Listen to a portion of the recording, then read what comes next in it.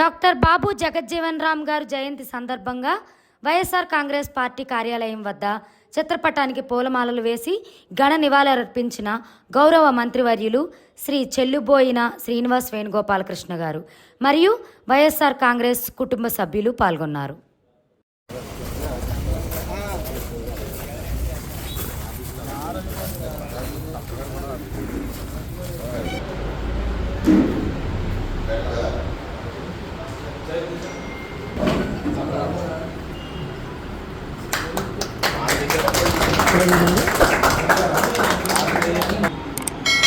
Johar doctor Babu जगज्जीवन Ram, Johar doctor Babu जगज्जीवन Ram, Johar doctor Babu जगज्जीवन Ram.